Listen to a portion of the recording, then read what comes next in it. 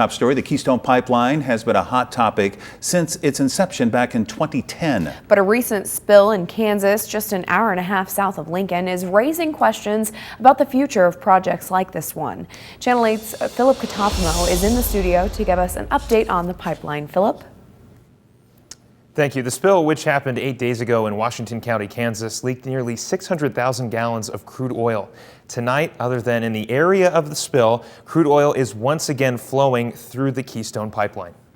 On December 7th, cleanup crews were dispatched to a creek in Kansas about 20 miles south of Steele-City, Nebraska, in response of a confirmed oil release.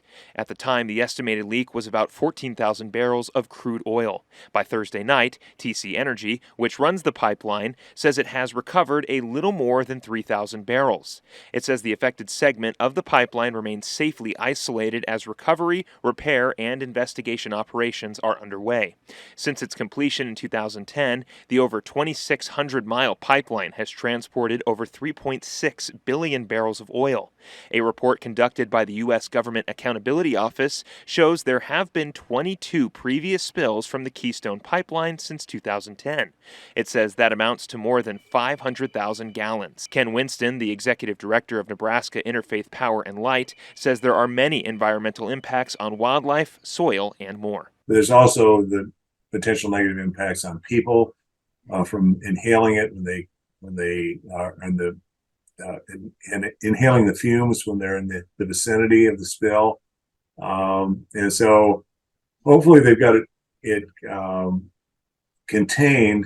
But the other thing is it's gonna take a long time to clean up. An extension of the pipeline, Keystone XL, sparked debate among Republicans and Democrats, but was ultimately blocked by President Joe Biden once he took office. Nebraska Democratic Party Chair Jane-Kleeb says pipelines like these are largely for exporting fuels out of the U.S. It was about getting tar sands, which is a very heavy type of oil, down to a refinery owned by Saudi Arabia, so Saudi Arabia could then ship that energy to China. That's all it was about. That was the pure economics of it. That's what Canada wanted to do with their natural resource. According to the Nebraska Pipeline Association, there are over 20,000 miles of hazardous liquid and natural gas pipelines in the state.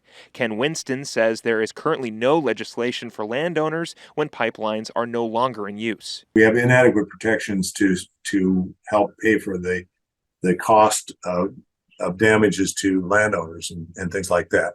So I think we need to establish new standards in that area and provide financial protection for landowners, so that they're not stuck with having to pay for things that were caused by something that maybe they didn't want in the first place.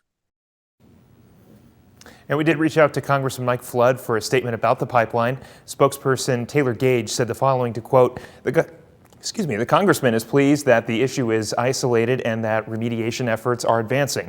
The work done over the years to minimize these kinds of events has helped make pipelines the safest way to move petroleum products.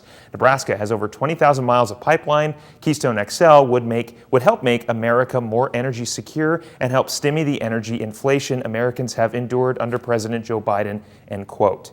We'll keep you updated when we learn any new details on what caused the leak and when it's all cleaned up.